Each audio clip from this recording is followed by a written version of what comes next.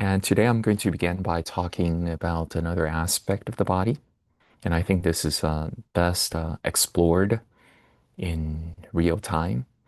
So I'm going to ask you to um, participate in the following practice session with me. And if you like, you could take a more formal approach or informal approach to trying out this technique. And by formal approach, of course, we mean that you can sit upright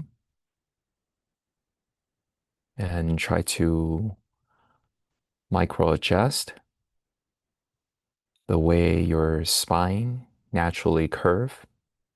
By doing so, you might be able to get immediate feedback from the body on how conducive that is to your overall alertness.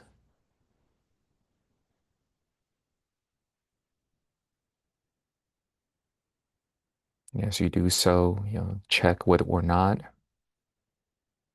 the way your arms are drooping down might be causing slight compression of your chest cage.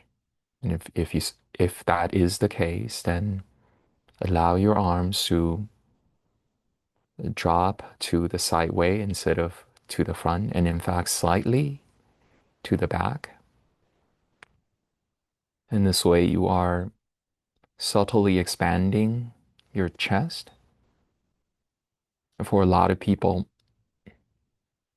this might help with the overall circulation.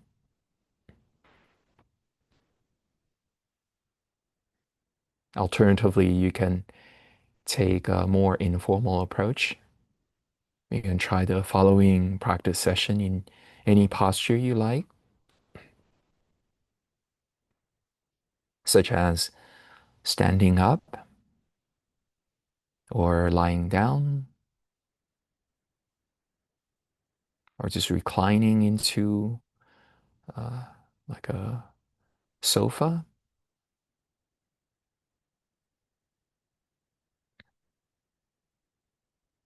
And take a little time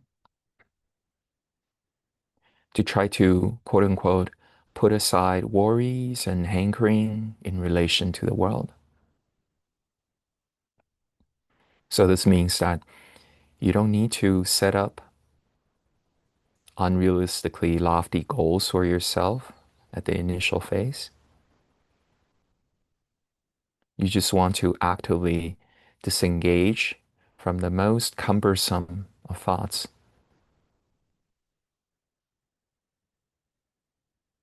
worrying and hankering thoughts.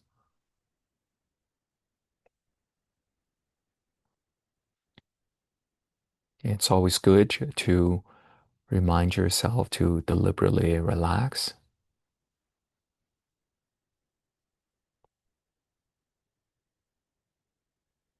Look upon relaxation as an ongoing process as opposed to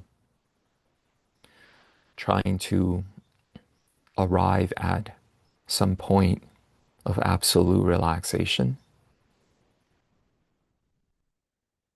And so, even if you are just relaxing a little bit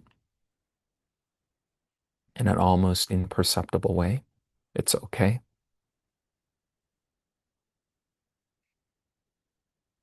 Oftentimes, as you try to relax, there will be certain physical sensations that indicate that indeed you are settling down into the present. You're settling into your body.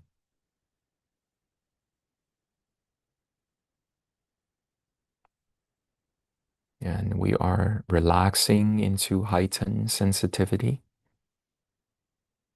as opposed to relaxing into torpor, sleepiness. Another way of understanding this is that as you are relaxing, you are also interested in finding out how the body feels more refreshed, more at ease, the sensations that are associated with being at ease, with being less burdened, the sensations associated with a body that is less tight, that is gradually opening up, that is gradually settling down.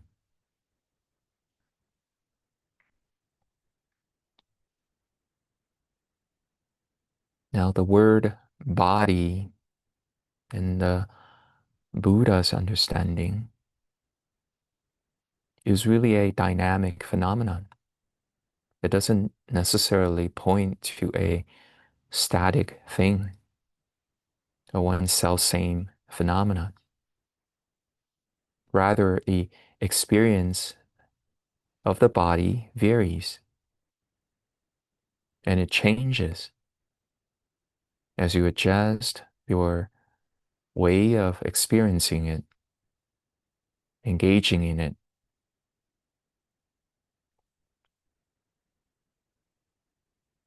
And so, oftentimes, the body means something like neurotic tendency. What does that mean? It primarily does not point to the physical aspect of experience, but rather it refers to this restlessness, this agitation, this potential to act, potential to lash out, potential to be somewhere else. You might be able to detect this restlessness in the form of sensations. It's as if there is an impulse to want to be somewhere else, to want to engage in the next task.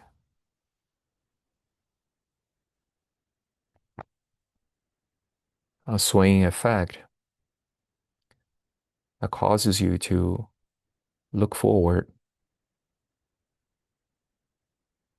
as opposed to settling, to enjoying the moment, and to being content with what is experienced right here without effort.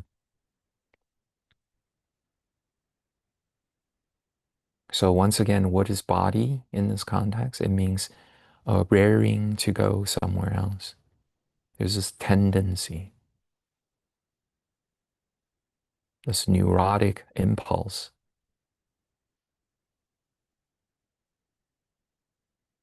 It's like instead of experiencing the body as just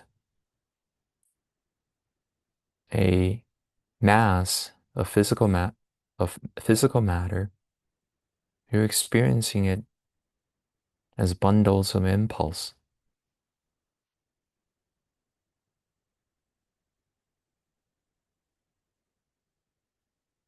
The body feels like some kind of a wiring up, some kind of agitating potential.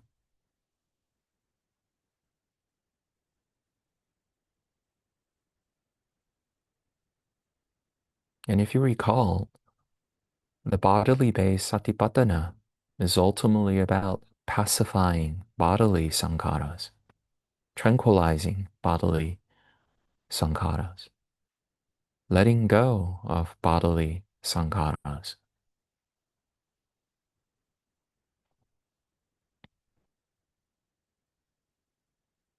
So this means that instead of riding along with this agitating potential, you disengage from it.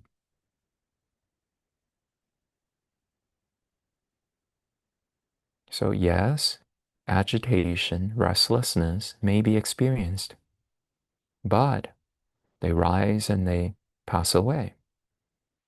And you don't need to latch yourself onto the roller coaster. You can observe it from afar. So you're not riding along. You're not riding inside the roller coaster. You don't have to experience the vicissitudes, the rocking motion of that roller coaster while you're in it.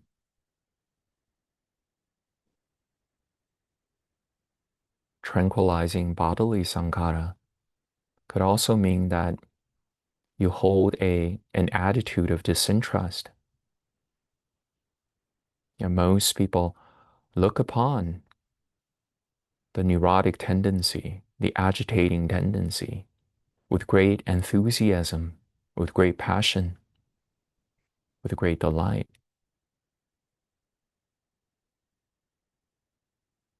It's almost as if the agitating tendencies are the flow of life. And by participating in it happily, with abandon, it can take you somewhere fun. But meditators, they understand how sankharas are ultimately unstable, how they are precarious, how they are impermanent, how they are stressful. So whatever semblance of high or thrill you may experience, they're always permeated with stress, permeated with uncertainty.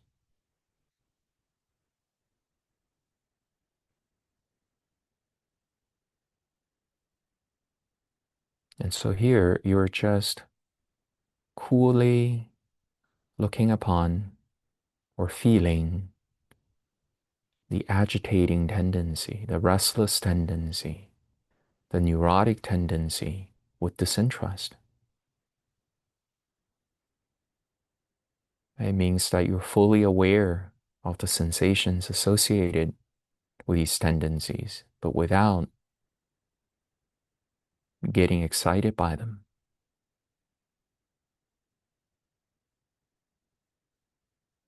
without looking at them with rosy eyes, with wild imagination, with hopefulness, with fantasy.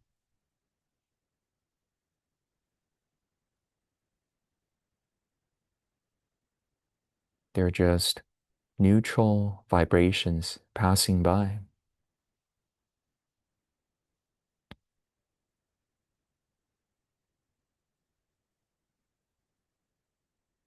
Now, why revel in the body? Why delight in the body if it is just a ball of restlessness? And by latching yourself onto the body, you can never experience true peace. The body is always in the process of going somewhere, doing the next thing. The body is always changing into something else and to adjust to a new condition. It is always busy, reacting, adapting, ready to take on a new task. So feel that. Right? Don't just hold these as ideas, but experience this in the body.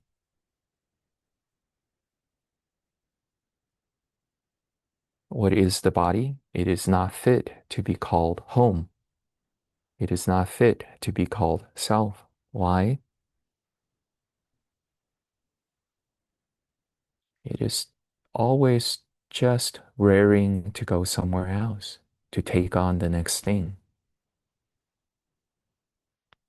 So there is no rest.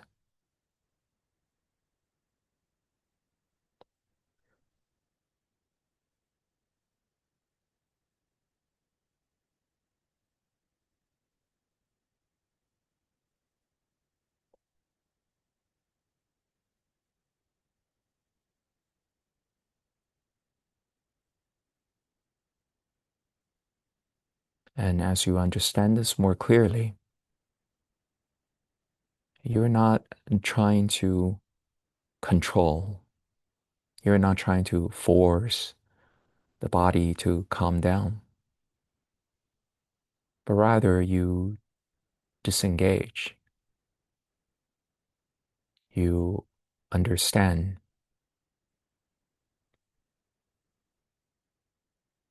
you surrender the enthusiasm and delight for the body, for any physical phenomena.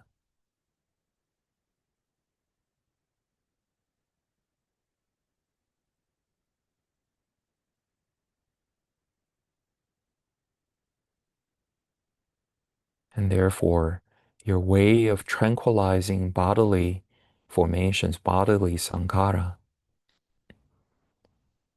becomes increasingly effortless.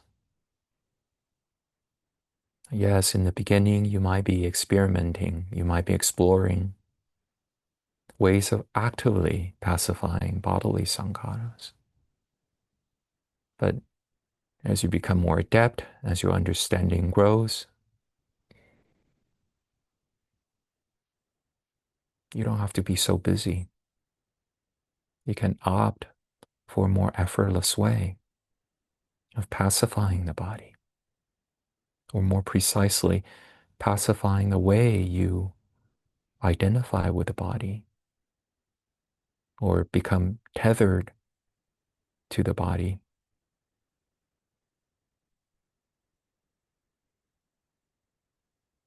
or become fascinated and excited about the body.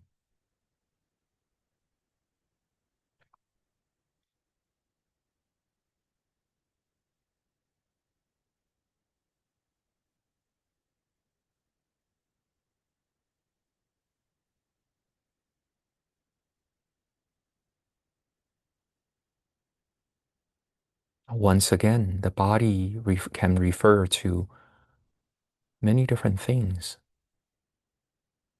Right? It doesn't have to be a fixed phenomena, so you don't have to worry about whether or not you're accurately perceiving the body, but rather, body is that which is subjectively taken to be one's abode. Body is that which is subjectively taken to be where you are located.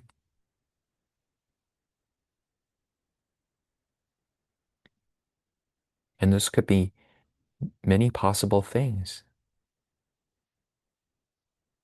In the ancient Indian traditions, people talk about the so-called inner body, the body within the body, the subtle body, the fine material body. What is that? It's quite different than, this coarse concept of the body that people usually carry. It refers to this dynamic, energetic field, electrifying, sometimes bubble-like. Sometimes you are able to detect ripples. Sometimes you are able to detect subtle currents. And it doesn't matter whether you call that chi energy, prana energy.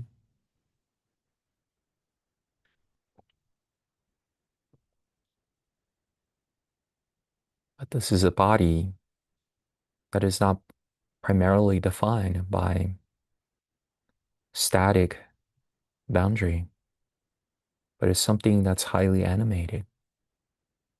It's only when you're deeply relaxed, when you begin to quiet down, that you are able to begin experiencing this dimension of the body. For lack of better terms, we might even describe it as the field of nervous system. So this is how the nervous system feels like subjectively.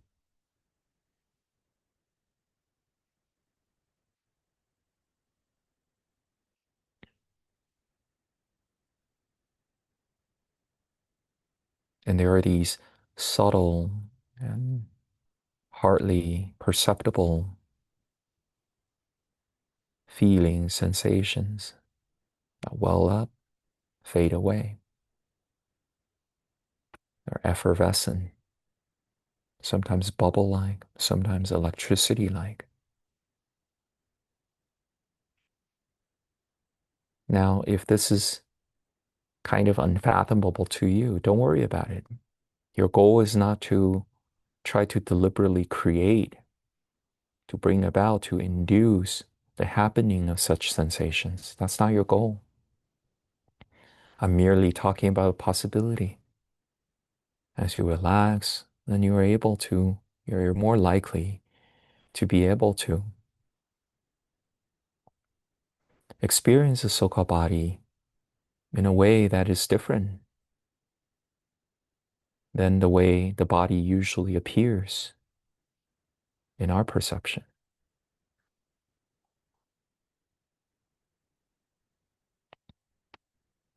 So relax and just allow what is happening to happen. I don't think that there is one correct way that these sensations ought to appear.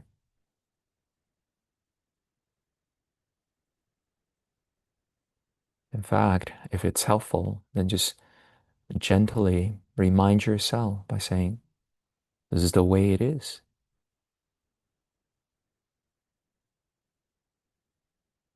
You're not trying to make your bodily experience fit with some preconceived notion, some Buddhist idea of how the body ought to be.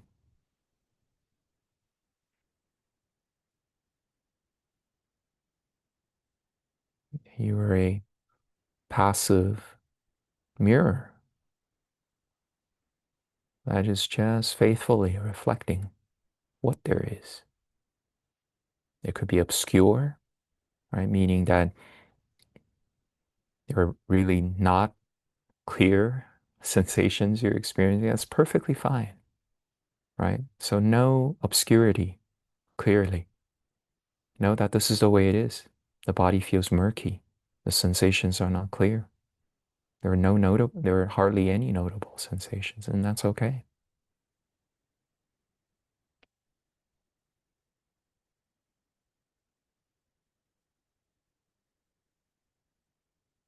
And as you as you abide in the body, and you hardly experience any peace, why is that?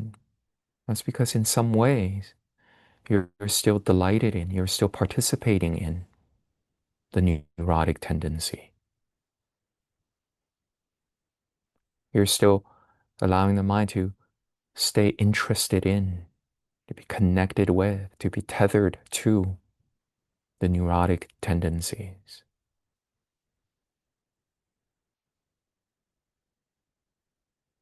On the other hand, if you're able to allow the neurotic tendencies to appear and disappear on their own without your enthusiastic input or participation,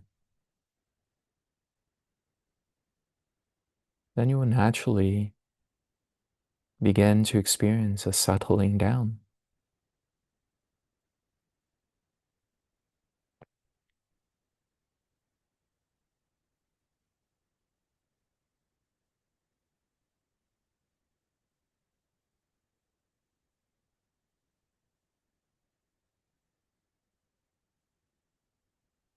Okay, and we are bringing this practice session to an end. Please open your eyes if they were previously closed and turn the camera back on whenever you're ready. And let me know if you have questions, if you have comments, if you'd like to share your experience.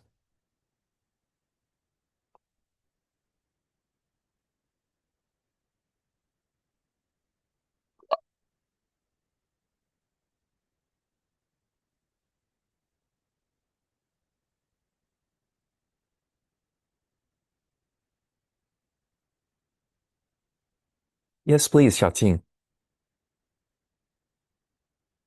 Still no sound coming from your side. I wonder if it's me. Um, may I ask someone else to open his or her mic and just go testing, testing, and see if I could hear you? Someone do that? Testing, I testing. can hear you. Thank you very much. I can hear you just fine. So, yeah, there's something about Xiaojing's laptop. Don't worry about it, okay, Xiaojing. So, if you have something you want to ask, maybe you could type it out, right? So, anyone else like to talk about his or her experience or questions or thoughts you may have? Okay, so in the Buddha's overall scheme of the so-called gradual pacification of sankharas, what you're trying to do is you are creating increasingly subtler and more peaceful abiding for the mind. And typically, when it comes to the body, right, this is what you perceive to be where you are, right, where you're residing at. It would involve something of the following sequence. So most people, right, where do they live? Where do their minds abide in? Their minds abide in a body that is very high strung, stressed out, greatly burdened, its internal circulation frequently cut off due to high stress, right? Due to the fact that they are carrying a lot of worry and hankering. And when you're like that, the body is fundamentally an uncomfortable place. And when you're uncomfortable in your own skin, what happens? The mind creates all sorts of um, adaptive tools, all sorts of ways to try to ameliorate the discomfort, to distract itself from that discomfort. And the result is you're experiencing a restless mind, a mind that is very busy, the mind that is constantly on the lookout for a more comfortable place to be, right? This is why people lose themselves in daydreams, right? This is why people engage in non-constructive and, in fact, sometimes harmful behavior, right? Because they want to be in a place that is relatively more comfortable, that offers an escape from the pain. Now, for whatever reason, this kind of body might become ameliorated. So let's say that maybe you change your lifestyle, right? Maybe you become healthier, and therefore your internal circulation improves. Maybe you're leading a more skillful life, and so you're causing less worry and hankering, right? You're carrying less regret, remorse, guilt, fear in the mind, and your body becomes more relaxed. It becomes a relatively more comfortable place to be. And the direct result of that is oftentimes greater clarity, less busyness on the part of the mind. And then still further, maybe, I don't know, as a result of your practicing meditation, right? And then you are able to interface with a dimension of the body that is characterized by subtle sensations. And once again, these subtle sensations oftentimes take the form of electrical currents and ripples and bubbles. And, it's as if the body has transmuted itself from being a hard, heavy physical thing into an energy field. right? And the energy field itself, whatever um, tiny perturbations, whatever tiny vibrations that are felt on this energy field, they are oftentimes pleasant. They're like pleasant stimulation, right? They're like internal massages. You know, people who meditate regularly oftentimes talk about such experience. And the result of that is, once again, your mind becoming much more comfortably settled. And then what will happen next? Oftentimes, people will often feel that as long as there is some kind of concrete physical phenomenon, then there is stress.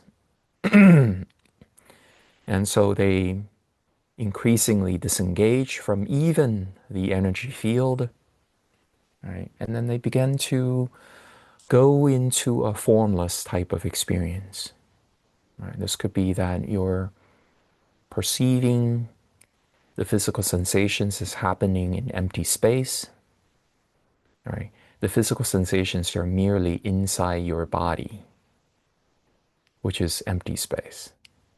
Okay, so in other words, you're not identifying with the physical sensations, but rather you're identifying more with the background, with the space in which these sensations take place.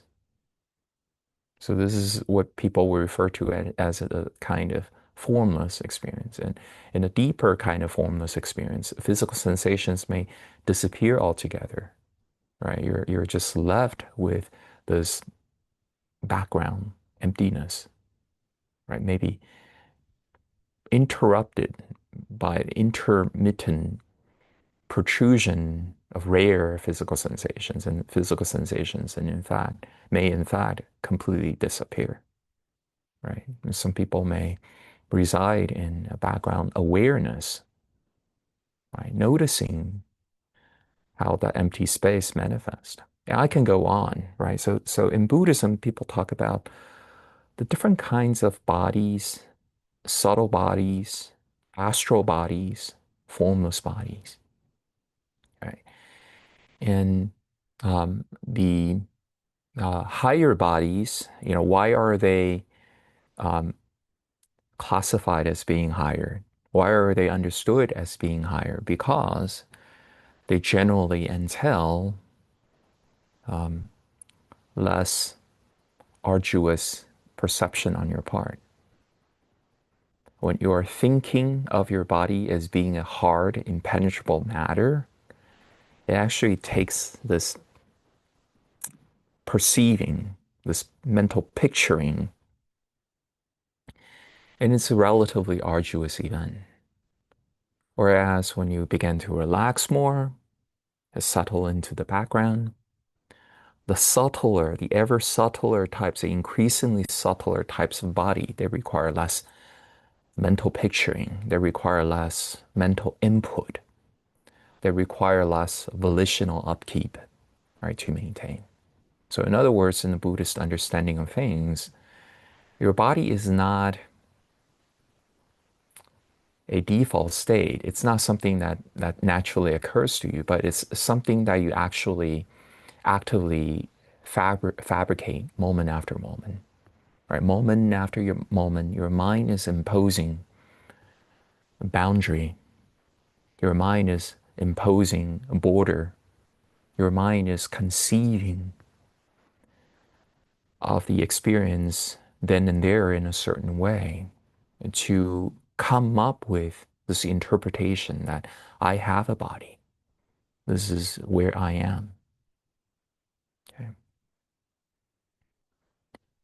And when it comes to pacifying bodily sankhara, there is an even deeper, or even more profound application, and that is to wean the mind off of any kind of bodily identification. Okay. So what does this mean? It means that, of all the different kinds of bodies you can live in that we just described, right? Yes, we can talk about relative comfort, relative discomfort. We can talk about relative ease. We could talk about relative stress. We could talk about relative, ardor and effortlessness and so on and so forth. But in the end, for as long as you have a body, and we don't care how sublime, how ethereal, right, how formless the body is, it is a baggage. It is a source of stress. It is a burden.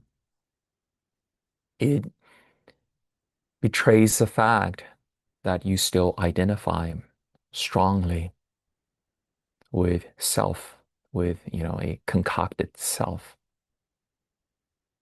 And so the Buddha oftentimes talked about the first level of awakening as involving the eradication of personality view, right? The Sakaya Ditti, right? A big part of Sakaya Ditti, and by the way, Sakaya, right, literally means something like body, right? It means that you're continuing to believe that you are localized somewhere. You're continuing to believe that you are something. You are of a certain attribute. You are of a certain phenomenon. Right? When you look at the actual nature of awareness, it's actually undefinable. It's utterly free, right? It's you cannot assign any sort of attribute, any sort of property to awareness. But the clinging mind is always looking to define itself. And so it likes to talk about who I am. It likes to not necessarily say such a thing out loud, but in its way of interacting with things, this is the underlying belief. I am something. I am someone. I am this body. This body is mine. This is like a very deep, fundamental belief that the Buddha described as personality view. And um, for as long as you hold on to this view, um, you cannot embark on, formal spiritual training because you are still benighted, you are deluded, you are um, believing in something that is impossible, right? When you insist that you are this person and this person is nothing but a fleeting phenomenon, right? You are forcing something unnatural. You are insisting that something that is not yours to be yours. And that causes friction against reality. That causes friction with suchness. This is how suffering is created. And for that reason, when we talk about tranquilization of bodily sankharas, we're also talking about tranquilizing the mental activities are directed at the body. And what kind of mental activities are directed at the body? Once again, the mind goes, I am this body. I live here. This is me. Okay. Any thoughts, any questions about that part?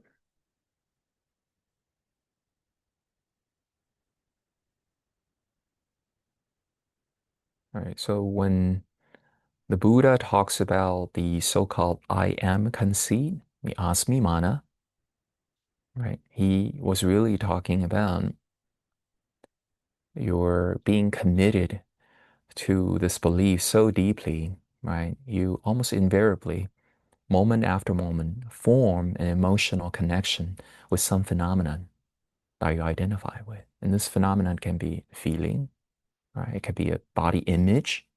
It could be a thought, right? It could be consciousness itself, right? Whatever is happening, the mind has a potential to latch onto it, to fuse with it, right? To become entranced by it and go, ooh, this is where I am, right? So when the mind experiences bodily sensations, it doesn't stop there, right? It immediately forms this relationship with bodily sensation. Oh, this is where I am. And it's as if you are placing special value in the series of sensations. So if you find this all very confusing, let me try to explain this using an analogy. So I'm pretty sure that all of you have had played some kind of computer games, even if you might not be an active game player. Maybe in your childhood, you play arcade, you play video games, and so forth, right? And virtually any kind of video game, any kind of computer game, um, your way of becoming immersed in the virtual world, in the simulated world, is by ways of the use of an avatar, the use of a computer generated character. And so, for example, if you're playing a shooting game, right, how do you interact with that virtual world? Well, there's usually um, a character on the screen, right, who is holding maybe a shotgun, right, who is carrying an arrow, right, a bow and an arrow, right, who is carrying a laser gun, right, and so forth, right? So you could see the hands, maybe you could see the movement of this figure, right? This is your avatar in the game. This is your representation. This is the symbol of you, as the character in that virtual world. And so as you're playing that computer game, even though you are more or less simultaneously aware of all that is happening in the entire screen, but then you devote a special kind of attention to the avatar, to the icon, right? That's supposed to represent where you are, what you are doing in that virtual world. You're giving special attention to it. So you are vicariously living through that figure, that icon. There is this very subtle entering into of that icon, right? And sometimes, in fact, you can become so absorbed in the game, you've forgotten about the outside world, right? You become so fully immersed in the icon, and you've identified with the avatar so completely that the outside world temporarily is muted and you're transplanted into the computer world. And this process is very much like what in Buddhism, um, the way people identify with the body, the way people identify with being someone, being a certain character. And so the so-called self in Buddhism is not really a default thing. It's not a natural thing. The self is an activity, right? What kind of activity is selfing? Is the selfing activity? It's the mind actively taking on a phenomena, right? Believing in the avatar so completely that you fuse with it, that you become that person. You've forgotten that in fact that's just an avatar, right? You're treating that icon, treating the avatar as the dearest part in the virtual world, as the most important part, as a core.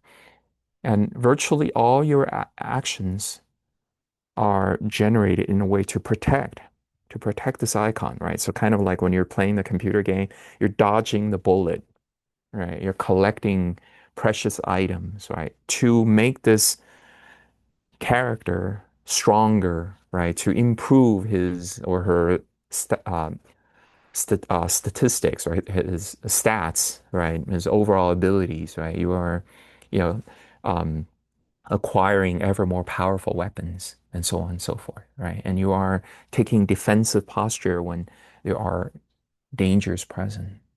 So there is this neurotic contraction that is happening all the time when you are embodied self, right? The key word is right there, embodied. What is embodied? Becoming a body, taking on a body. This body doesn't have to necessarily refer to the corporeal form body, right? There are altered experiences where you're not necessarily identifying with a corporeal body, but you're identifying with something else. The most relatable experience being what happens in a dream, right?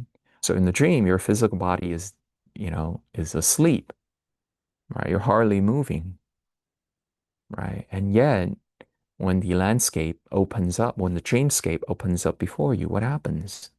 You embed a sense of self into an avatar in the dream. You identify with a certain character in that dream. So in the dream, you're flying, you're running, right? You're running away from monsters, you're chasing after beautiful objects, beautiful people, beautiful scenarios. Right.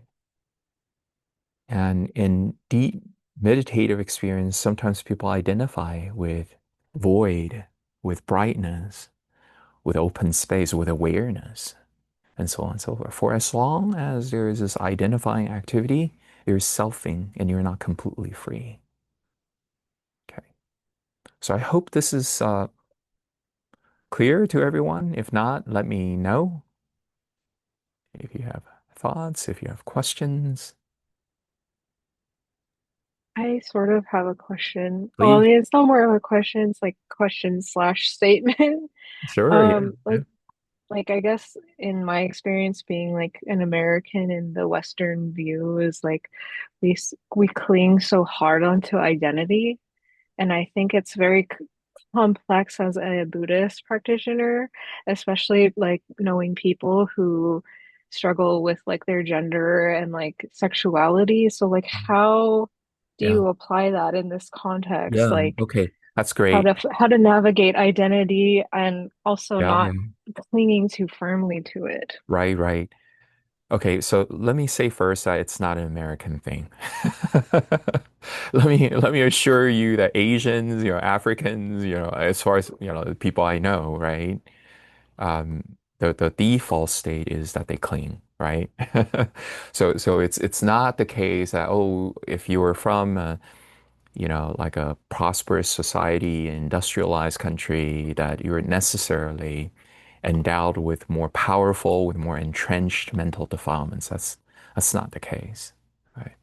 I Then suppose I meant secondly, like yeah, go ahead. Mhm. more of like an individ like being individualistic, like from the individualistic culture we cling so Right, deeply right. to So it might be the identity. case. It might be the case that some societies, some countries can be characterized as being more collectivist, more communal, as opposed to being individualistic. But all that really does is it moderates, it tempers the clinging tendency without eradicating it. Okay, and so in other words, um, society itself can exert civilizing effect on individual behavior. Some societies perhaps more than others, right? And so you may be under peer pressure to conduct yourself in a less intrusive way, in a way that doesn't that minimizes imposition on other people, right? That's possible, but you could hardly ever just by resorting to the collectivist nature of society to really get to the root of things. And in fact, a communal collectivist type of society, they have their own set of problems unique to them, right? That, say, America is relatively immune from, right? So yes, you can talk about the different sets of advantages, disadvantages that comes from being a primarily individual-based society versus a primarily community-based society. But there's really no absolute, superiority of one over the other. Okay, so that would be the first thing I like to say. Now, the second part of the question is with regards to, say, for example, all sorts of identities that people have created, and these identities can be related to one's ethnicity, it could be related to one's gender, it could be related to one's political leaning, could be related to one's religious affiliation, it could be related to one's social economic status, so on and so forth, right? So, in other words, the mind is capable of coming up with all sorts of strategies to extract pleasure, to mitigate pain in life. And usually, whatever form of identity people form, and they once it proved to be somewhat adaptive to serve the purpose of extracting pleasure, mitigating pain, what would happen? You will become more emotionally invested in that identity, right? So to give you an example, like someone who's invested in the professorial identity. Oh, I'm a PhD, I've read so much, I possess this knowledge, this skill, blah, blah, blah, blah, blah, right? I could talk a certain way, right? I enjoy a certain type of social status or the lack thereof, right? Um, and if this proves somewhat rewarding, somewhat adaptive, no identity is perfectly adaptive, right? There's always stress, there's always trade-off. You might become even more heavily invested in it. And you could do that by, I don't know, like whenever people challenge your professorial status, you become very reactive, you become very angry, right? You try very hard to protect it, to preserve it, to prolong it, to expand it by reading more, by publishing more, by handing out a lot of name cards to people. Hey, I'm so and so. Remember my name. Um, the worldly way is, to come up with all these provisional strategies to help people better preserve their identity sometimes to find better identity sometimes. And so, so it makes sense in worldly function. You at least under some circumstances try to live and let live, right? You respect other people's gender identification to some extent, right? Um, but then is that if that is the only strategy then you may become very politically motivated, right? And you become very sensitive, you become very protective of this identity. And then you're almost unavoidably going to run into challenges, right? People who are not very sensitive to those identities, people who, for whatever reason, sometimes good, sometimes bad reasons, they want to force you to modify your chosen identity, right? And the Buddhist way, in my, partiality as a Buddhist practitioner, gets to the root of the problem. Right? It tries to help you see clearly the very nature, the process of forming an identity, and how that invariably comes under challenge, that invariably carries with it dukkha, or stress, right? Baggage, suffering, pressure, right? Instability, and so forth.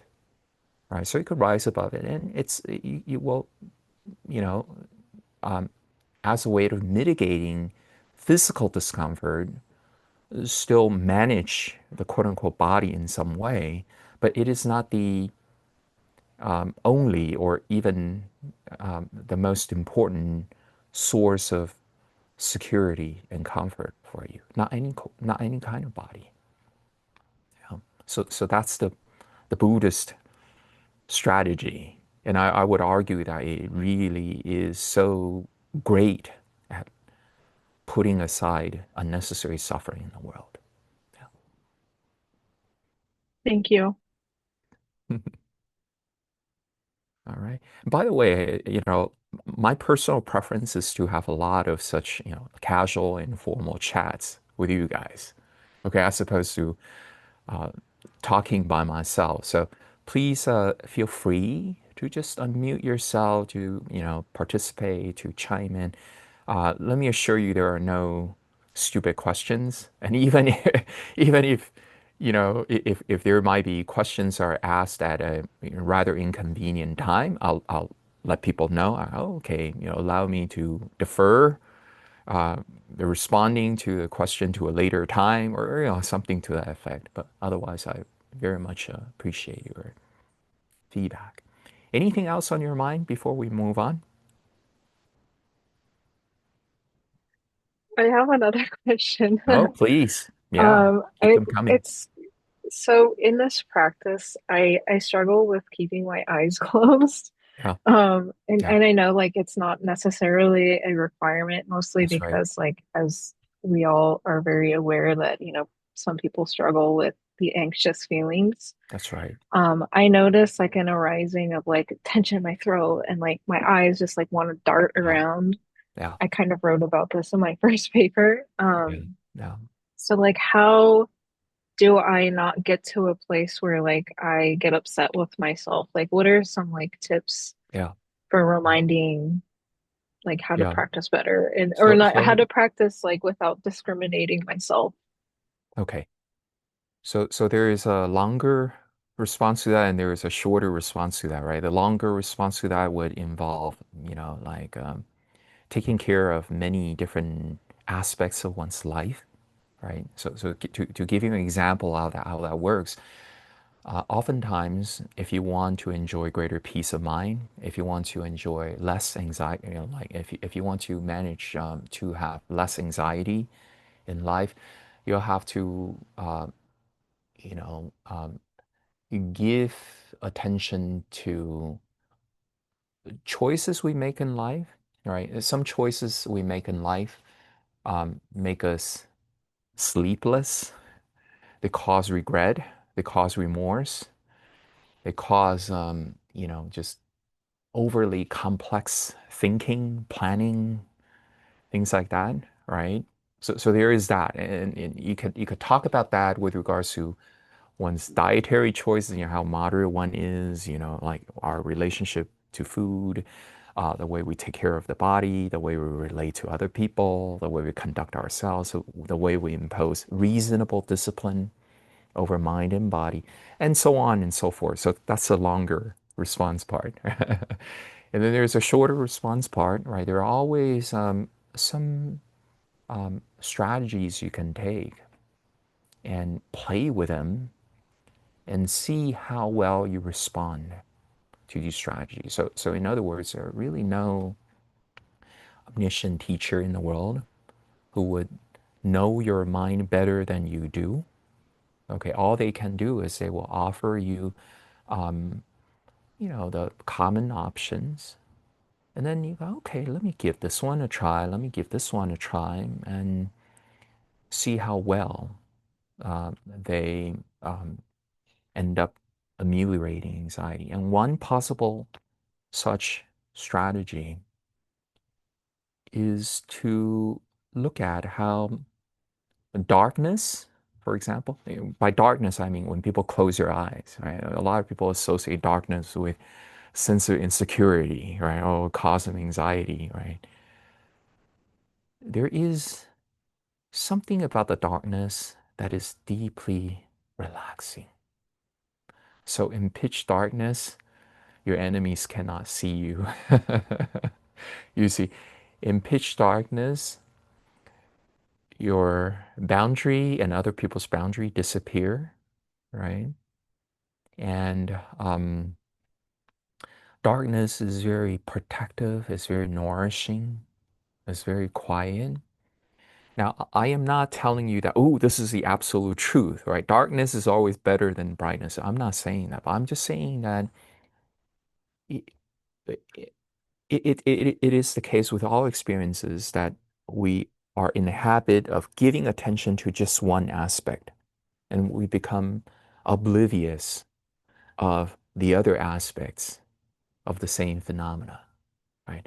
A lot of our fears, our hopes, and so forth are a result of our fixating onto this one aspect we're very used to um, looking into, and then getting into a sort of tunnel vision, right? And then when we allow ourselves a more holistic way of looking at things, a more holistic and more balanced way of relating to the same phenomena, it really opens things up.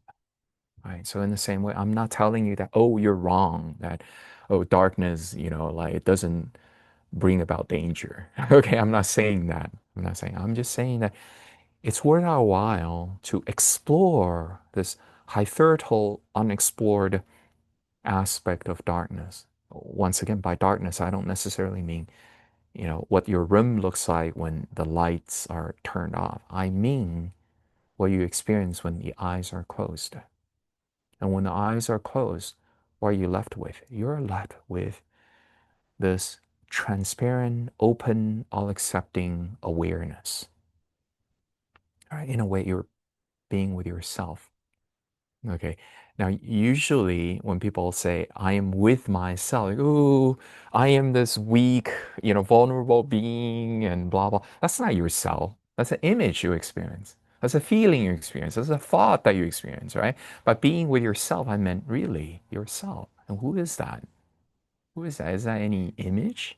Is that any feeling? Is that any thought? Or is that perfect serenity that's just naturally open? It's a space where all phenomena are allowed to come and go, right? And so increasingly see that, right? Explore that, right? The serenity that comes with pitch darkness, how it is all enveloping, all permeating, bring about peace everywhere, to every corner, non-discriminately. Yeah, Thank you. thank you. Okay, so once again, I'd like to take a short break, okay, before we proceed further. So why don't we come back at 10:15?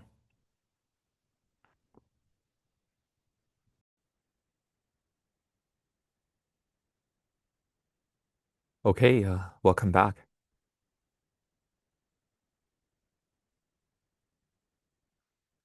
For the next practice session, we're going to be meditating for a little longer than usual.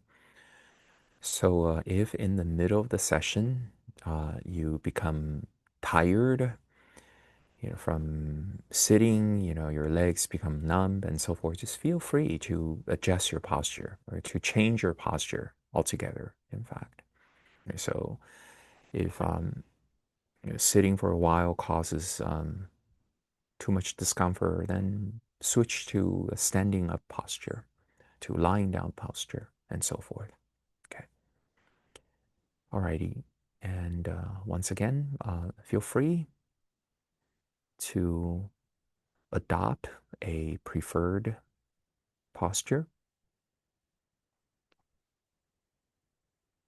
And if you're choosing to take a more informal approach, say, for example, by reclining into a sofa, make sure that your mind remains alert, that you stay interested in discovering subtler aspects of the body.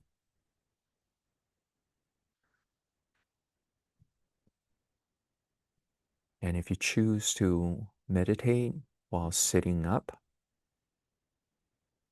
it's useful if you keep your back upright without making it rigid. So understand that when people talk about straight back, they don't mean literal straightness. They meant this natural curvature.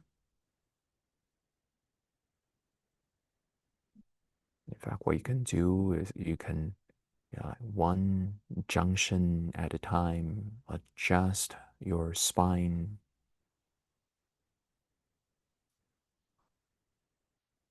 so that it becomes aligned.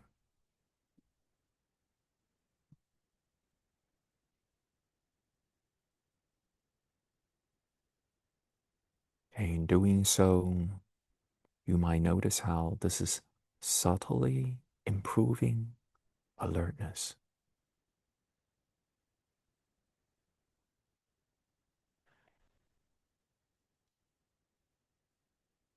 Now, instead of teaching about letting go of all kinds of bodies in one fell swoop, the Buddha's typical way of training is called gradual training.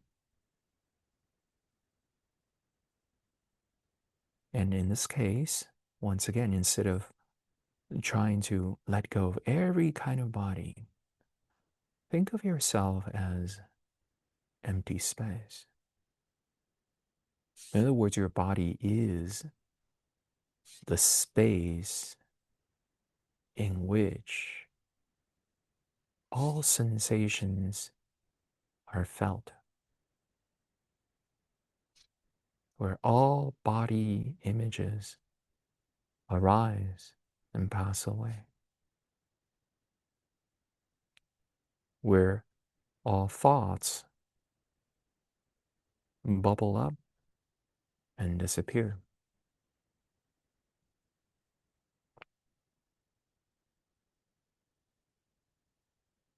Now, initially, you might think that being space would mean that you have to actively imagine space or mentally picture space.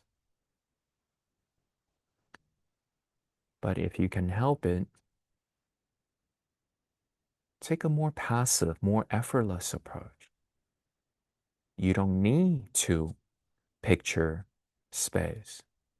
Space is not something you have to actively conjure up in the mind. Space is without form, it's without color. So you don't need to do any sort of picturing in the mind. You just have to relax.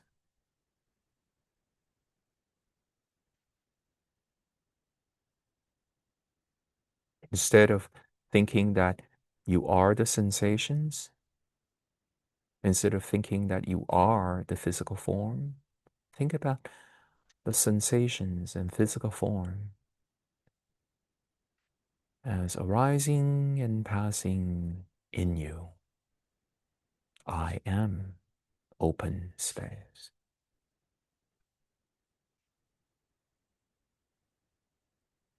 If you notice any sort of mental conjuring on your part, relax that, let that go. Even the sensations of mentally conjuring something, you're exerting yourself to try to picture space. This is another sensation that happens and disappears in open space. Even if you're struggling with this technique, you're feeling frustrated. Oh, I have no idea what he's talking about. Notice how this frustration is taking place in space. If there are thoughts about how, oh, I'm a good meditator, I'm a bad meditator, these thoughts, they arise and pass away in open space.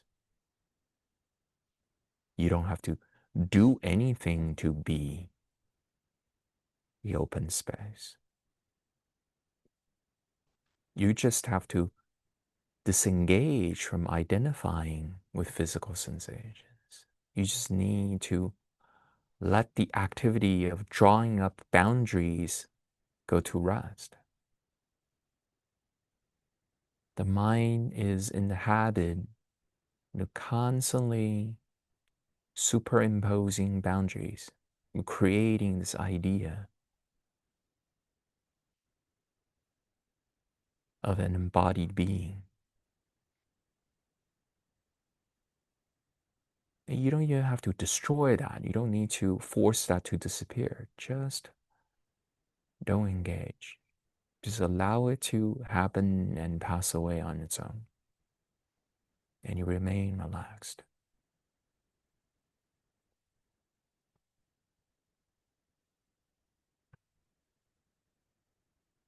If it helps, you can gently repeat the phrase, I am open space.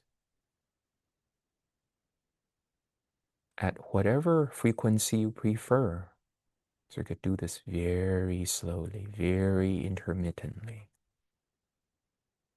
or less slowly, less intermittently.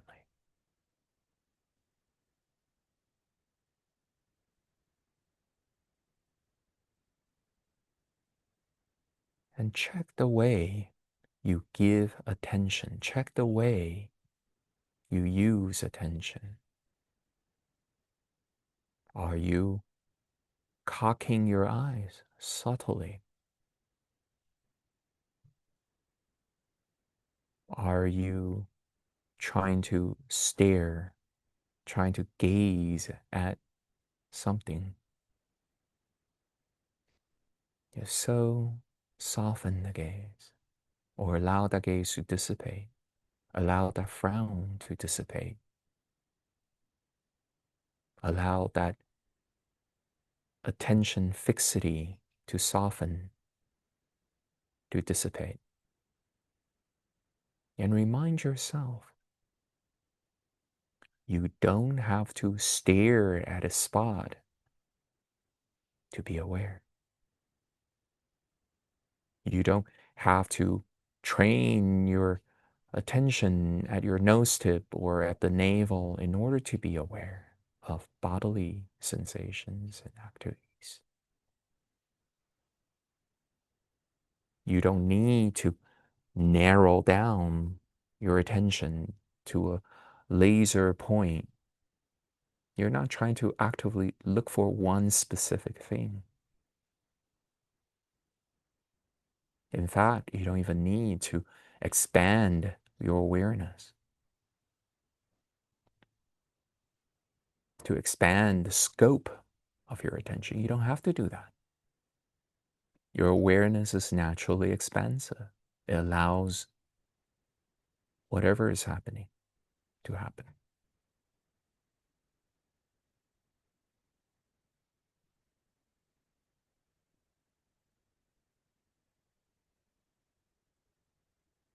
Now look at what you formerly take to be your body. So now you are space. I am space. But then an hour ago, 20 minutes ago, what did I take to be the body? Look at that. Feel that.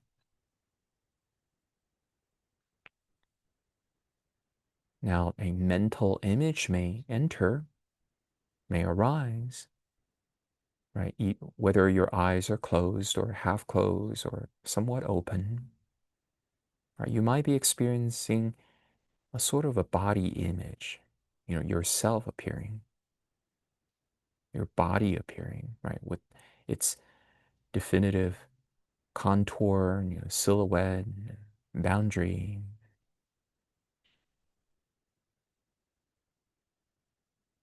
Notice this is merely a mental image. It's not really the body. It's really just a fleeting image. Arises and is changing, it's fluctuating and maybe passing away. So how is that your body? It is nothing other than a fleeting phenomenon. And yet, our habit was to invoke this image very frequently as a sort of self reminder. This is who I am, this is who I am, this is who I am, this is who I am. That's where I am, there, that's where I am, that's where I am. Right? Notice that. It's just an image. It's just a mental impression.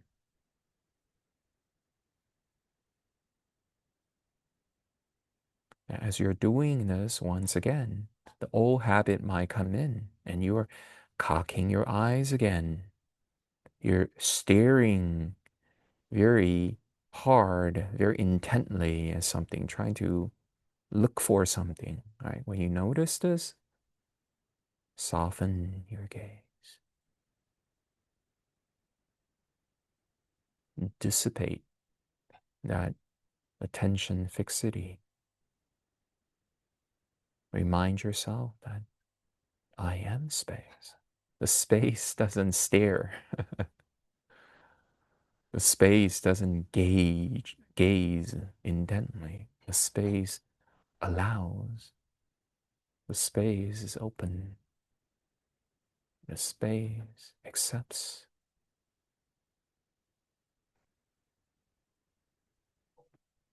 And this is a magical space, i.e., it is aware.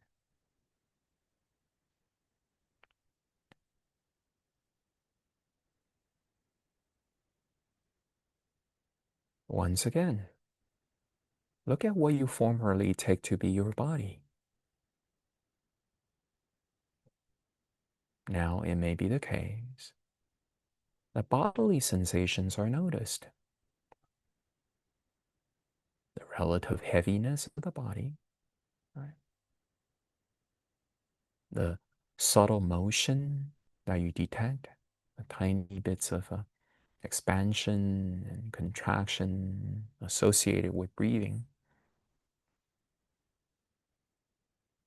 right? The tiny bits of friction that you detect, the way clothing items rub against the skin, air touching the face, pressure felt at the buttocks, somewhere else in the body, and so on and so forth. Or you're experiencing the subtler aspects of the body, like ripples, like electrical currents, like bubbles.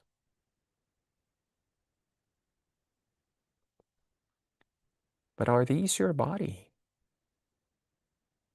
Are they not just changing sensations? They come into existence seemingly inside space, right, within space. And they go out.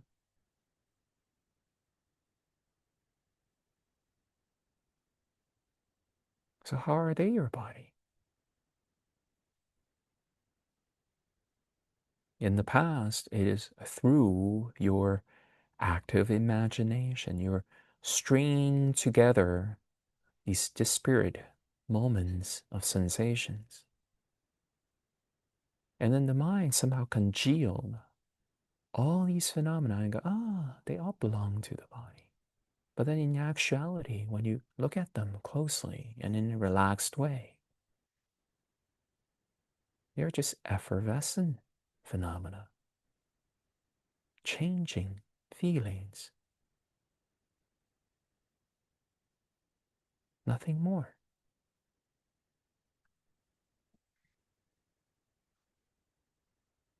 It's really through repeated self-reminder that you go, these feelings, they belong to me. They're my body. Otherwise, they're just feelings. They're just sensations.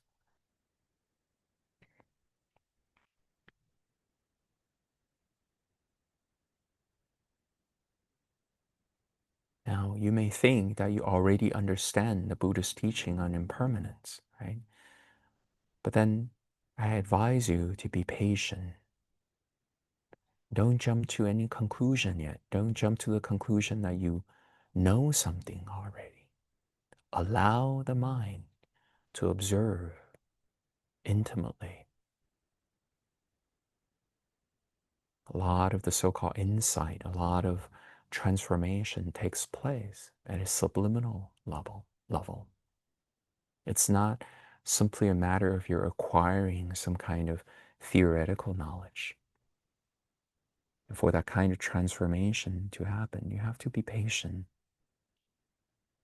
You want to allow the mind to the chance to look at things deeply, intimately.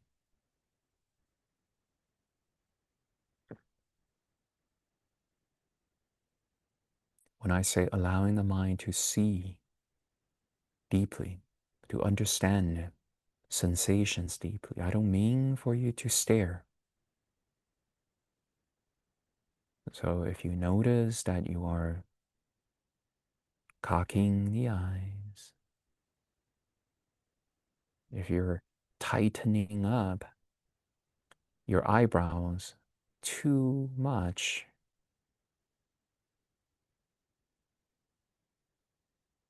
if you are tightening your head too much, right? Relax, soften your gaze,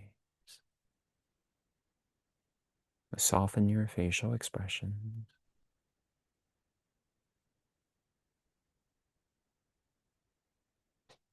then come back to the physical sensations.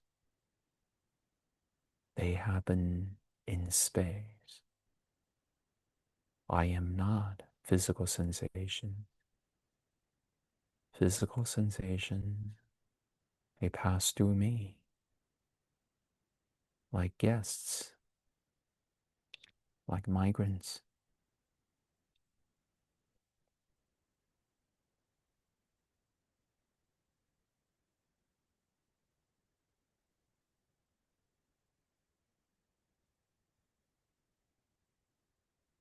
If it helps, you might gently repeat in the mind, I am open space.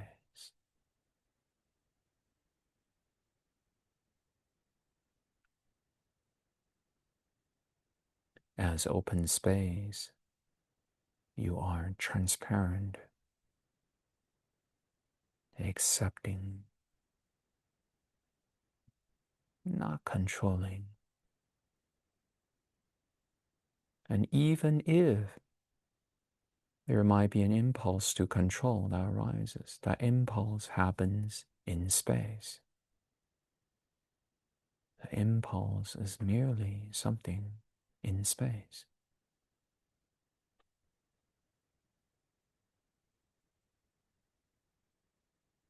And even if you're thinking, I don't know what the heck I'm doing such a lousy job. Notice how this feeling is happening in space.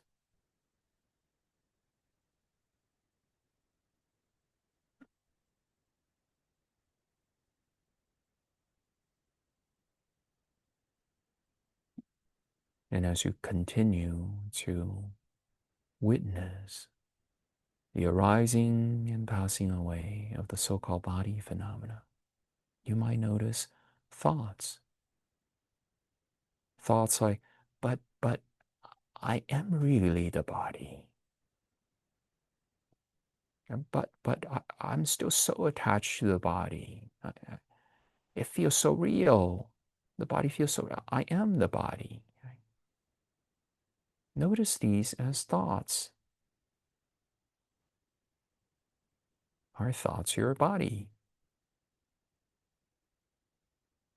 Thoughts are just compelling voices.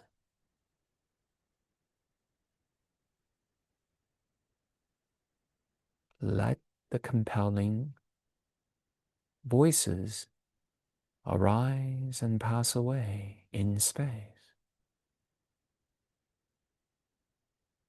You don't have to buy into them. You don't have to be swayed by voices. How can space be riled up and be swayed by voices?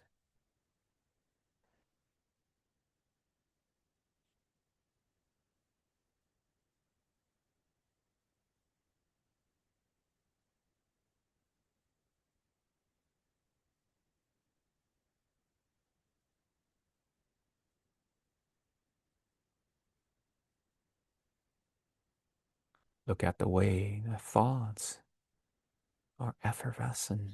They're so elusive. Are they your body? Yes. The thought says something like body. I am the physical matter. But that's just a sound. That's just an impulse. That's just an energy passing through. I am.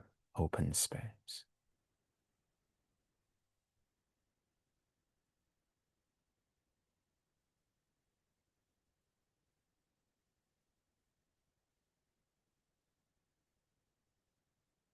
And you might feel like, well, but I really do have a body. Why? Because there's this compelling, real feeling of contraction located inside the head. That's how I know where I am. And this contracted feeling is almost always there. That's the seat of my soul. That's the center of my being. That's my body.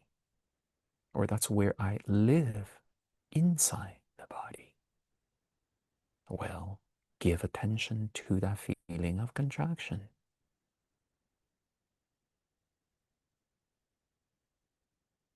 With regards to this experience of contraction, this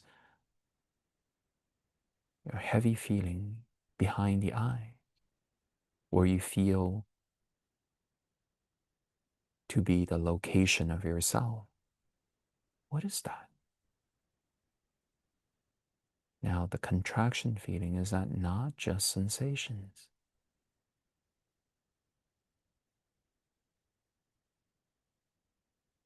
Perhaps there's some mental picture of the spot, of the location. Is that not just an image? Is that not just an impression? Rising, passing away. I am open space.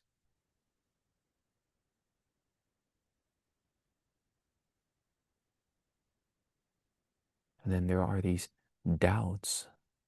There are these self-assurances. But I am here. This is where I am.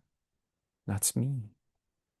I am inside the body. Are these not just sounds? Look at them for what they are.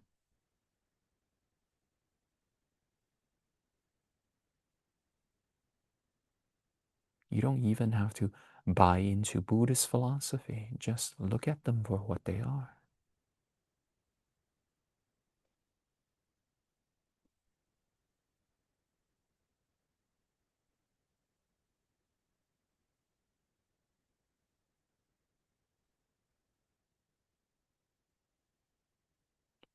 It is useful to sometimes to come back and remind yourself to relax.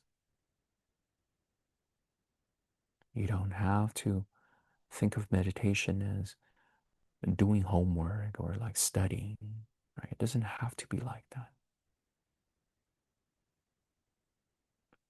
It's really more like taking a break. You were so busy concocting a body. You were so busy believing in a body. You were so busy carrying around a body.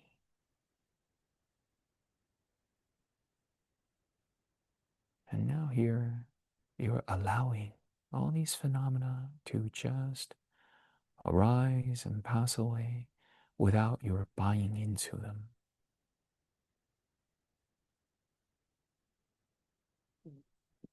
You're fully aware, alert,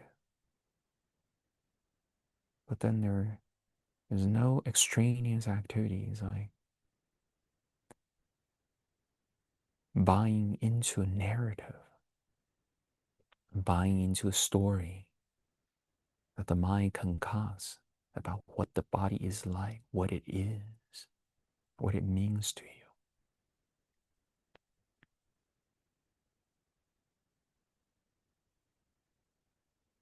Be alert and relax.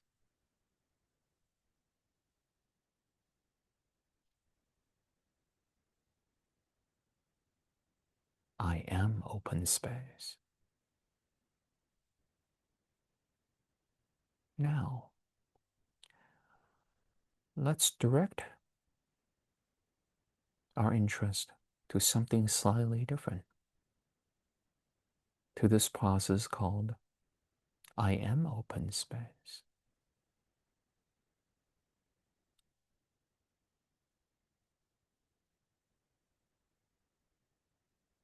For one thing, there is this thought, I am open space. With regards to the sound, to the thought, it is just a thought.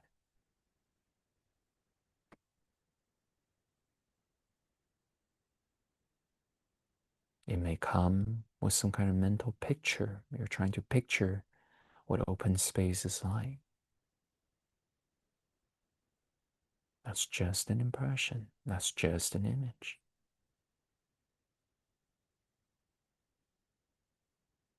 There might be feelings associated with this phenomena. You feel lighter. You feel open. You feel disembodied. That's just a feeling, rising and falling away.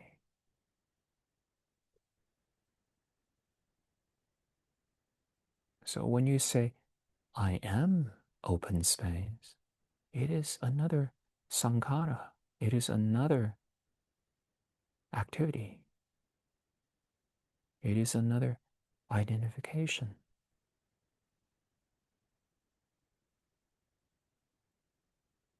A true open space doesn't have to be insisted upon. It doesn't have to be imagined. It doesn't have to be tethered to, for the mind to pick it up and go, that's where I am. To assert itself, to situate itself. Those are all sankharas.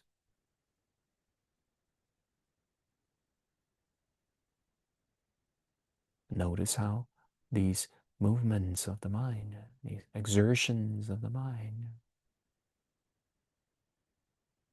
is another instance of stress.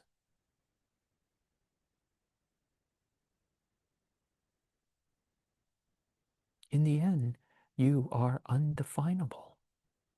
There's nothing you can say about the nature who you are.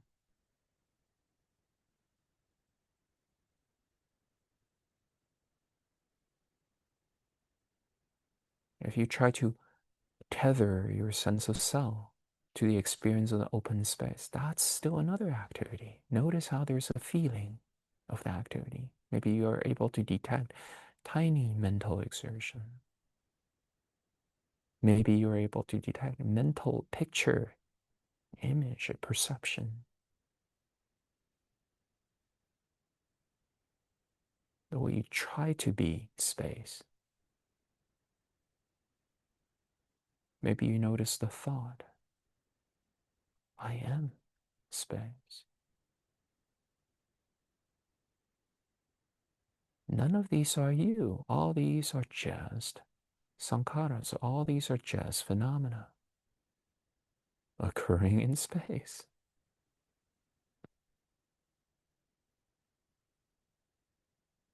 This is not a space for you to imagine about, to identify with, to pick up, to relate to try to act upon it.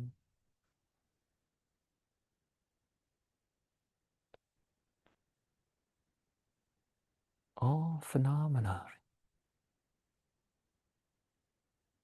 you happily let go. Allow them to arise and pass away, including this phenomenon called I am open space.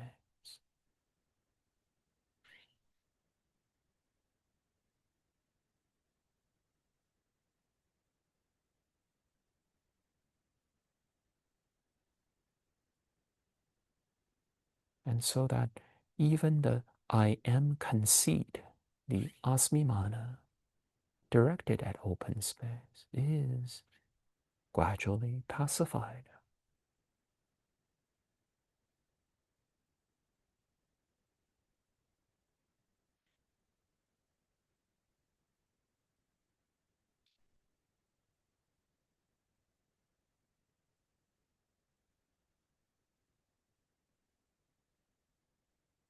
Now, finally, and actually, before we go into this, if there's a need for you to change your posture, feel free to do so.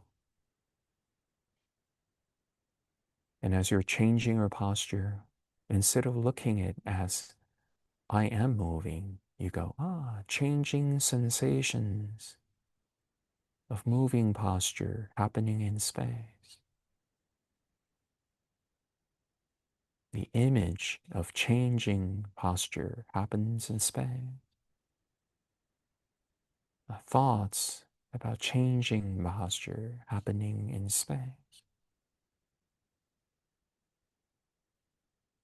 So it's not you who is changing posture, but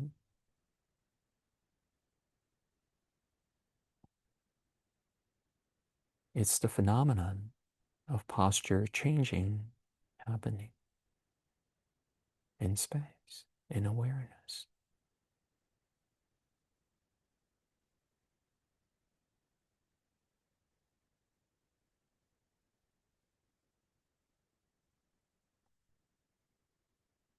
Now simply sit with the feeling of I am somewhere. This I am somewhere is the root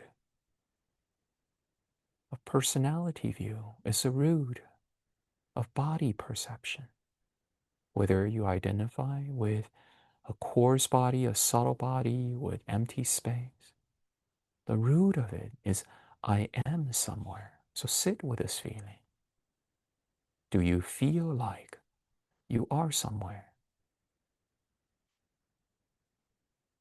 Chances are there is this very distinct feeling I am somewhere. Your goal is not to just try to wipe this out of existence. Okay? Don't feel frustrated if you detect a very distinct sense of I am somewhere. I am here. But rather sit with it, feel it.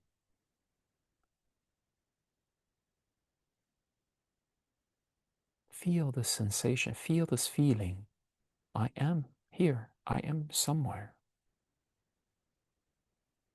If people were to ask you at this moment, are you here? Are you present?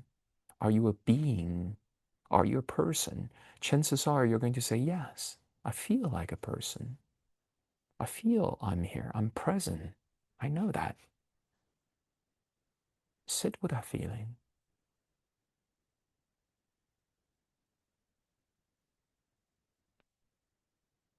You don't have to judge it. You don't have to prefer that it goes out of existence, prefer that it stays in existence. Just feel it. Feel it as feeling.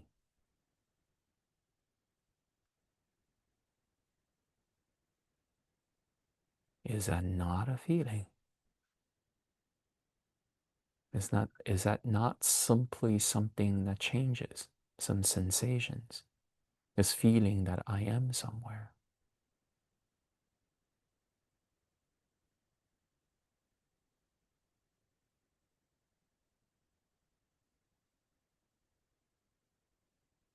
What happens to this feeling is that you buy into it, you believe in it. So when there's a feeling of I am somewhere, you believe in it, and you really believe that you are somewhere. It's like when you look at the avatar, the icon in a computer game, and you buy into it, then you voluntarily enter the game.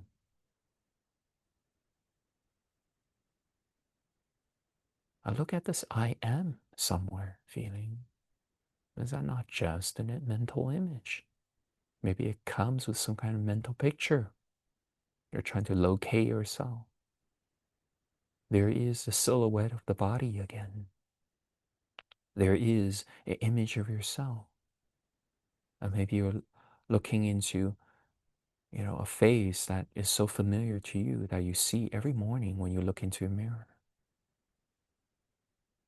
But is that not just a mental picture? I am somewhere.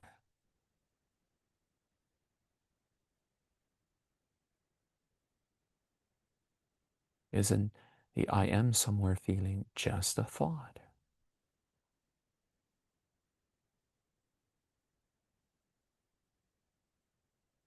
A compelling voice inviting you to believe in it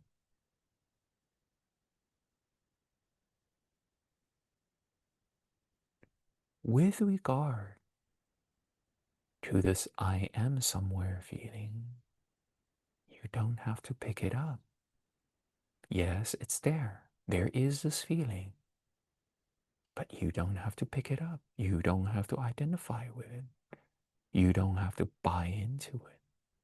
You allow this experience, this feeling to arise and pass away, arise and pass away.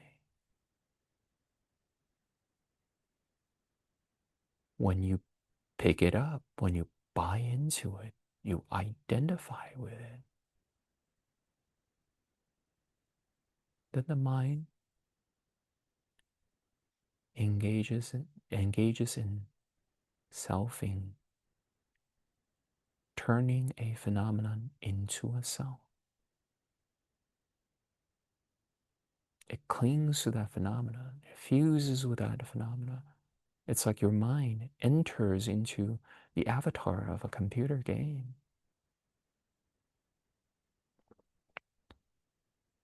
And then you started having to protect the avatar, grow the avatar,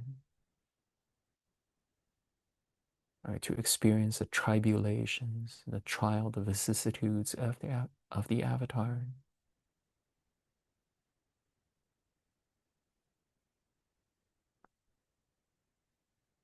As you're doing this, if you notice that you are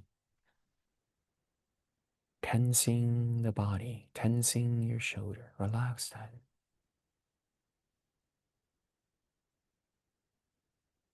As you're trying to do this, you might notice that you are cocking your eyes, maybe very subtly.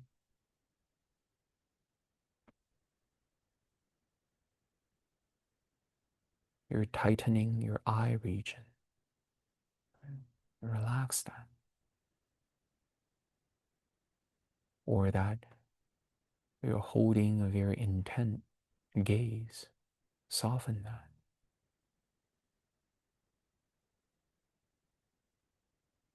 Remind yourself that to be aware of the I am somewhere feeling, you don't have to gaze. You don't have to stare. You don't have to fix your attention to one stable, arbitrary spot. You can relax. Allow these phenomena to just happen in space.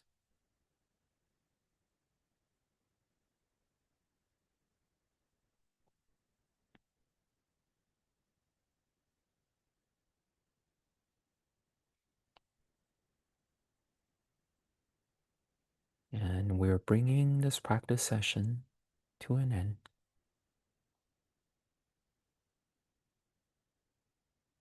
Please open your eyes if they were previously closed. Turn your camera back on whenever you're ready.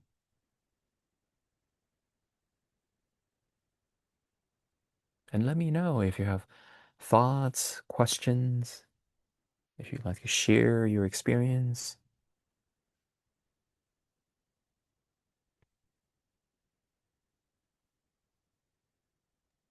I'm gonna be very honest with you. Of course, please do. I I was struggling a little bit. Like 20 minutes in, I felt my mind like just wanting to escape.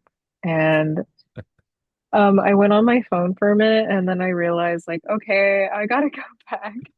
But yeah, it was hard. I haven't really done a long sit in a while, so it Yeah, was a little bit of a struggle, but I right. felt like when I went back into the meditation, I found myself falling asleep too. Yeah. but it was really relaxing. Like I felt like I was actually locking into the relaxation part. So it So, was very helpful. there are worse things that can happen, right? So being able to take a short regenerative siesta, right, in our otherwise stressful daily schedule is not the worst things that can happen, right? So, and the way that the spiritual journey unfolds for everyone is very different, right? Like some of us will take a little more time in detoxing and recovering from trauma and take a little more time to help the mind to see that quieting down is not a threatening place to be. Right? You have to gradually kind of like lull the mind, invite the mind to see that, it doesn't take like just willpower, right? To go into peace. Okay, that it's a very natural and a safe and a therapeutic and very comfortable process, right? And the way you train yourself, you have to kind of like take the middle path. On the one hand, you want to respect the mind's condition, so you're not forcing it to do things that it really is unwilling to do. On the other hand, you want to push it just a little bit. You don't want to always stay in, like comfort zone. I like to liken it to like practicing yoga, like when you're trying out a somewhat challenging asana for the first time, or like as you're exploring these new asanas the first few times. You don't want to just stay at um, a, a point where you're just perfectly comfortable. You're not challenging yourself. You're not stimulating the body. You want to stretch a little bit, right? But then at the same time, you also don't want to turn that into a painful and scary experience. And so the next time you're trying to get yourself to do yoga, there's a part of the mind that's like really rebelling. No, I don't want to be there. Okay, yoga is scary, right? Yoga is so uncomfortable, right? The mind, the untrained mind is like a child. You want to protect it, respect its growth rate, if you will, its pace of maturity, if you will. And then at the same time, you want to give it structure, you want to challenge it reasonably. The challenge is fun. It's something that the child is able to take on. Okay. And this, the way this translates to actual application can be manifold. It could be that, if you find that you're just really resisting long sits, right? Hey, do it in shorter increments, right? Or another is, a longer sit, you look at what it is that you are fighting, that you're struggling with, that you're resisting. What are you running away from exactly? Right? It could be physical pain. It could be that, oh, sitting for long periods of time causes numbness in the leg, causes, like discomfort in the back, in the shoulder. Okay, fine. All right. Then tell yourself, look, um, you don't have to um, uh, deal with this alone or just via willpower, but rather you could adjust your body, interject some gentle stretches, exercise in the middle of a meditation session. As you're stretching, as you're changing posture, you maintain your frame of mindfulness, right? Or what else are you running from? Maybe you're running from boredom, right? Then you ask yourself, well, is boredom so scary? Is boredom something that you can try to abide in and know more about, and to try to see what are the activities behind boredom? And chances are you'll be able to recognize that boredom is actually always involving subtle mental resistance. There's a part of the mind that goes, I don't want it. So it's not just a lack of entertainment, right? It's that there is this active pushing away, this act of trying to run away. If you're able to detect this even for a short while, for 2 seconds, right, it could be a very transformative experience. So what else are you running from? Why is it so scary? Right? Is it that it brings back memories, of past events? Like, for example, we Asians, earlier you were talking about Americans, how Americans, Westerners, they suck, right? They have stronger clingings and so forth, right?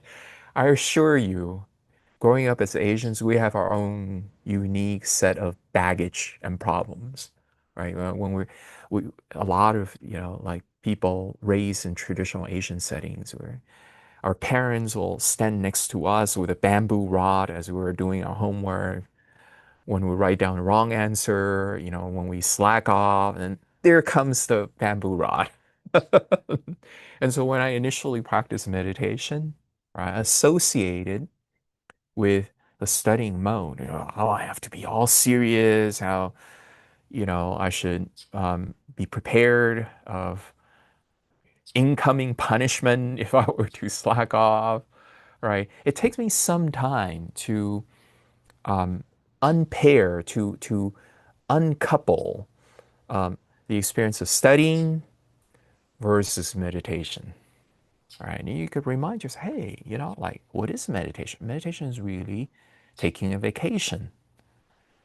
You're taking a break from the usual way of tormenting yourself, the usual way of being blindly busy, right? The usual way of flailing and wailing and reacting to experiences in a completely unhelpful way. Yeah. And it could be that you are fighting against this idea of not having anything to do, and you're not used to that, right? Okay, well, ease yourself into that. Instead of doing it in one fell swoop, you go, "Oh, okay, you know what? I'm just going to unload one burden at one time." And so to help myself meditate, I'm not going to force myself to sit down. I'm going to take a walk in the garden. I'm going to, like admire the flowers, right? And, look at the blue sky, look at the creatures flying. But I am unloading this one specific burden that is worrying, right? So I could do this kind of meditation, or I don't have to sit down and wipe clean the mental slate, or I not allow myself to think and just focus on this very specific kind of task. That's just too daunting at this stage. Okay, so here I'm just unloading one thing that is worrying. Whatever I do, I could be looking at butterflies, I could be smelling the fragrance, but just no worrying thought. I'm going to cut that off, cut that off, cut that off. I'm going to take a break from it. Right? And then once it's done, maybe you'll go, you know what? I'm going to take one step further and start actively enjoying leisure. What's it like to have no duties at hand, no specific tasks that you have to run towards in the present moment? How do I enjoy the present more, to settle down, enjoy this process of settling into ease, settling into leisure? Right? So meditation is like that, flexible, accommodating, respecting human nature, respecting where you are, respecting your unique situation. You're not alone. Okay, you're not alone in having these sort of problems. So it's not the case, oh, somehow you're just weirdly, karmically constituted, you're, uniquely unfit for meditation training. No, all it takes is ingenuity, flexibility, perseverance, patience, right, skill, right? Imaginativeness, so forth. Use whatever tools you have at your disposal, and then eventually you'll come to enjoy meditation more and more. Yeah. Other thoughts, other questions? Anyone like to share his or her experience with a previous practice session?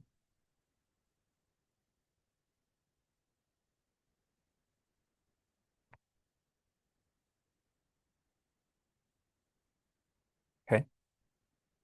If not, gosh, once again, we have about maybe 25 minutes more. How about this? Let's take another 10-minute break and we'll be back with like a short conclusion. Okay? So we'll be back at 11:20. Okay.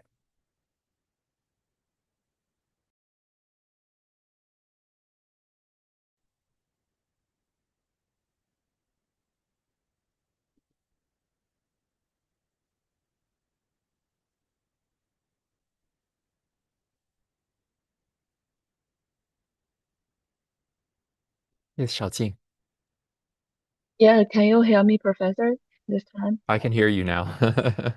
Okay, okay. Do I need to wait for other students to come back, or can I ask a question?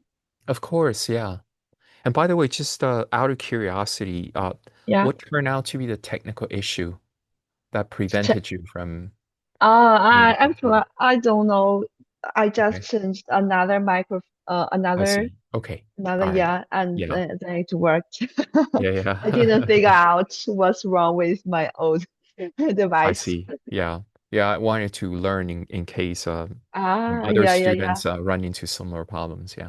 Yeah, Okay. yeah, yeah. Yeah. Maybe their computer needs to get to restart it. I'm not sure. Yeah, yeah. Yeah. Well, welcome everyone. Okay, and go ahead, Xiaojing, if you have Yeah. something in your mind. Mhm. Professor, I want to know that in today's exercise, uh, you talk about to meditation and what is it related to the 16 steps, or it is still belong to the step 4? That's right. That's Uh, right. Very good. Very good. Okay. So up to this point, we have been talking about the so-called bodily based satipatthana, right? Steps one, two, three, four.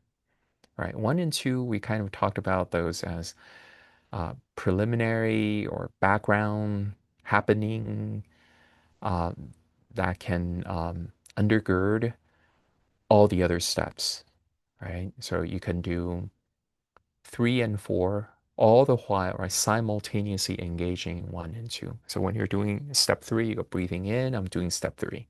Breathing out, I'm doing step three, right? You can do that with step 14. You could do that with any one of the steps. So that's the first two steps. And then now comes the notion of body. What is body in Buddhism? Body is basically um, the place where the embodiment experience takes place. What is the embodiment experience? It is the mind's attempt to localize itself, and usually towards this self localization, the center of self localization, the mind invests emotionally. So when you say that, oh, you think you have this body, that's not just an innocent thought. It comes with it all these other activities, the mind trying to preserve and protect, to take this defensive posture toward the immediate environment. The mind clings to the body. And so it is always a source of stress. It is always a source of insecurity. What you take to be the body may be different, right? So for a lot of people, given the culture that they grew up in, given their habitual tendency and other factors, their body may be slightly extended outside of where the skin is at, right? Whereas other people, they may identify with something else. So when you're in a culture where your sense of the body extends a little outside of your skin, then you would more likely to demand greater personal space. And when other people invade your personal space, you feel uncomfortable, you feel awkward, and there's almost like this reactive tendency to try to protect it, maybe by stepping back, maybe by becoming angry, right, and so forth, right? Sometimes for a lot of people who practice meditation or practice qigong, who are engaged in some kind of contemplative tradition, oftentimes they don't necessarily identify with a corporeal coarse body, but then they abide in the energy field, right? This is where you get more immediate feedback from your nervous system. This is a place where anxiety is less likely to happen. You are much more effective at moderating anxiety and preserving an overall sense of ease and relaxation.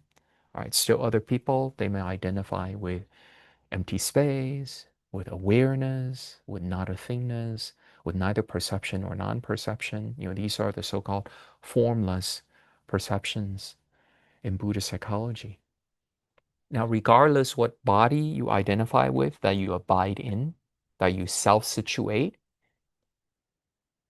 at, behind it, there is this clinging tendency. Behind it, there is this sakaya ditti, this belief that I am someone, that I am somewhere, that I am of a certain attribute, I am of certain property. And so by just focusing on the body, you can potentially what? Uproot the entire system of mental defilements. You can see through, pacify, and let go of the way conceit is generated, all right? The I am conceit is generated. And also at the level of body, you're able to potentially eradicate sensual craving, right? It is really, sensual craving is really one of the maladaptive strategies the mind employ to um, moderate discomfort, to fill void, to find happiness. So when your body is agitated, when it feels incomplete, when it feels deprived, when it is not imbued with contentment, this immediately translates to mental restlessness, to agitation, to your mind looking for food in a very unskillful way. Right? When you're really compelled by um, discomfort in the body, what happens to you? You look for cheap food, you look for junk food, you look for expensive food, you look for food that comes with um, health side effects. That's the case with sensual craving. And this is why people have to concoct very inefficient strategies in finding distraction. Right? Nowadays, the distraction seems to be cheap. You could easily turn your attention to like internet surfing, to watching movie, to social media, so on and so forth. Right? They seem to come very cheaply, but they oftentimes come at a pretty steep mental price. Right? This is rendering you what? All the more restless. This is rendering you what? All the more unhappy, dissatisfied, right? Not being able to experience profound peace inwardly. Yeah. And for that reason, the body-based satipatthana, even though it's just one group, it is taken in the suttas as a self-sufficient group. Just by focusing on this one, you can potentially rise above and destroy all mental defilements. Yeah.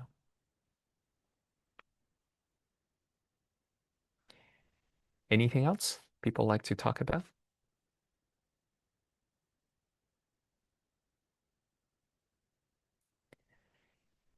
If not, we can always end on a note.